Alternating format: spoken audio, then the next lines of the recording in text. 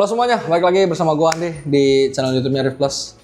Hari ini kita akan bahas tank Duometer Mark II. Akhirnya sudah selesai diperbaiki. Kondisinya sekarang sudah mulai terisi lagi dengan kora-kora lama yang kemarin sempat diselamatkan. Cuman sayangnya nggak bisa semuanya selamat karena ada beberapa yang saling sting, ada yang kurang suka lightningnya, dia receding pelan-pelan. Kita bisa lihat kondisinya saat ini.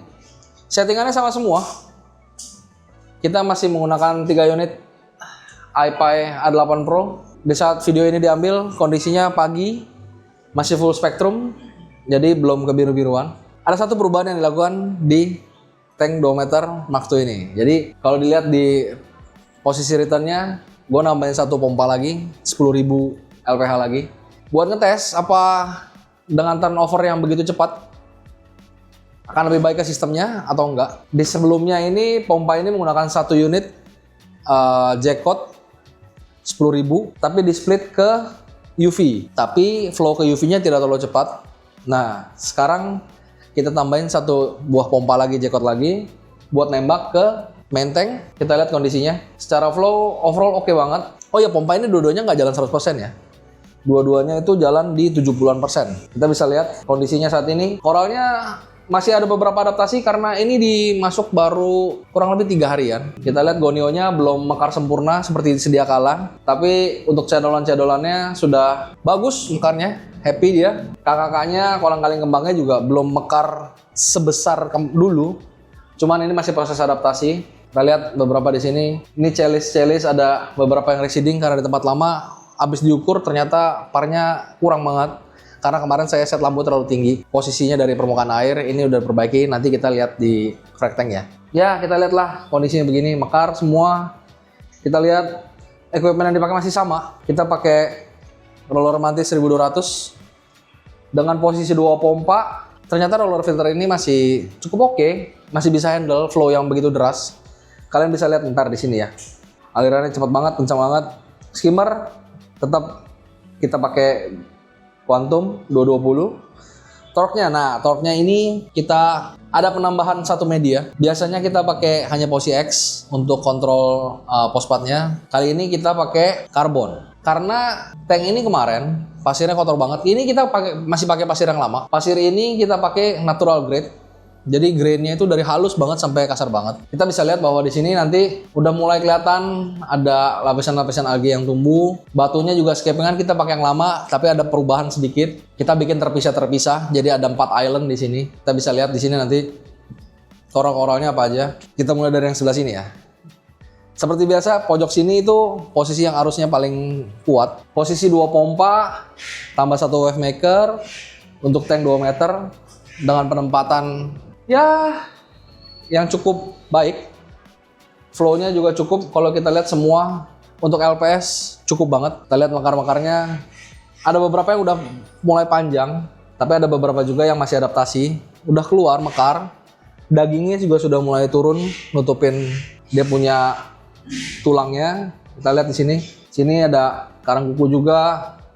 Situ ada babut. Ada apa ini namanya? Siwalan. Mekar-mekarnya sudah cukup baik. Nah, ini babut yang biasanya mekar besar banget nih. Warnanya agak turun karena kemarin di frag tank penampungan sementara itu dia punya cahaya ternyata parnya rendah sekali. Kalau kita lihat bagian bawah beberapa lobo itu happy setelah dapat cahaya yang baru. Saya juga baru ngukur par kemarin, ngukur ulang sih tepatnya. Di tank ini rata-rata itu di atas tuh sekitar 200-250, di bawahnya sekitar 150-180-an kurang lebih. Untuk koral-koral ini dilihat mekarnya happy. Ini nih karena ada penambahan pompa, kita bisa lihat kadang otaknya agak penyok nih, kena arus. Nanti akan di-adjust lagi. Ini korban sting yang kemarin, dia kena sting sama kolang-kaling kembang, kawan-kawan. Luka, ya kondisinya sih sangat memprihatinkan, tapi moga-moga bisa bounce back. Kita lihat nantilah. Di sini bisa kita lihat ada beberapa bor banky, ultra, ada yang rainbow. Nih, di sini kita ada blastomusa keren banget. Oke, saya lihat tuh. Dia ada polengnya, tapi polengnya merah masih. Ini Chalice jelly bean. Nah, ini gonionya mekarnya sudah mulai oke, walaupun belum maksimal. Gonio biasanya kalau ada terjadi perubahan atau pemindahan dari akuarium satu ke akuarium lain, perubahan parameter, dia lumayan sensitif. Jadi buat kawan-kawan yang mau pelihara gonio tuh ya diperhatikan aja bahwa parameter air tuh harus stabil biar dia bisa mekar kembang sempurna. Ya ini dia kondisi kita saat ini. Oh iya, kita bisa lihat di bawah lagi, tadi lupa. Kita masih pakai autodose, sementara KH testernya lagi diperbaiki dulu. Bukan diperbaiki sih, bukan rusak sih. Lagi mau dikalibrasi. Nanti kita akan pasang lagi di sini. Ya, silakan dilihat kondisi tanknya sekarang seperti apa. Oh ya, kita punya ada graphite mounty di sini. Cuman kemarin karena tank ini bermasalah, kita pindahin ke habitat aslinya. Nah, dia ada di tank SPS.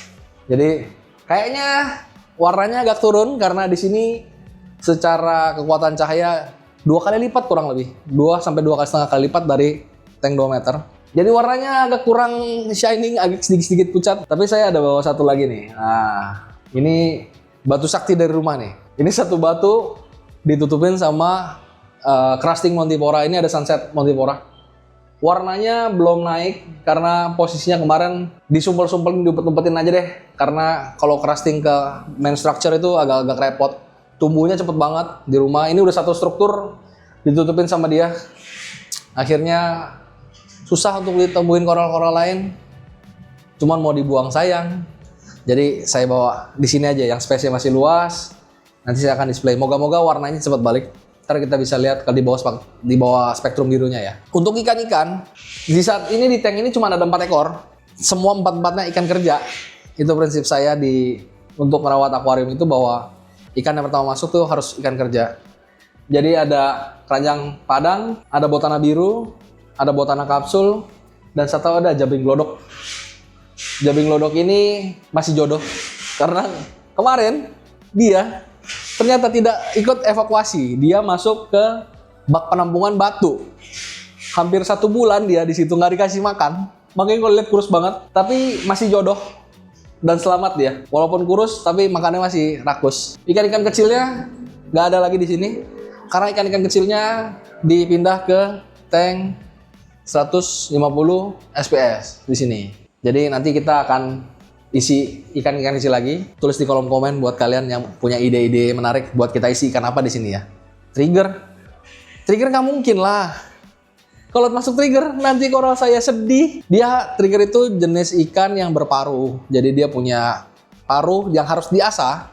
Biasanya dia akan gigitin batu, torong koral, dan makanan dia biasa umumnya adalah invertebrata yang bercangkang.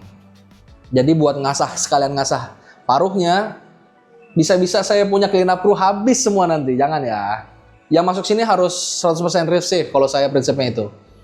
Buat kalian yang suka coba-coba, monggo. Tank-tank kalian, happy-happynya kalian, lakukan apa yang kalian suka. Tapi sebelum itu, lengkapi dulu pengetahuannya. Jangan nyebur dulu baru belajar berenang. Demikian video kali ini. Update dari tank 2 meter Mark II. Buat kalian yang mau belanja-belanja, kita Reef Plus itu adalah distributor resminya dari produk Naios, ATI, J-Code, Polypleb, sama satu lagi, iPie. Buat kalian yang mau belanja bisa cari kita di marketplace. Kita ada di Tokopedia, TikTok Shop, dan Shopee di Reef Plus. Buat kalian juga yang butuh jasa-jasa maintenance, kita sudah mulai running tim perawatan akuariumnya. Bisa kontak-kontak di nomor admin kita di sini. Demikian video kali ini. Dengan gue Andre undur diri. Bye-bye.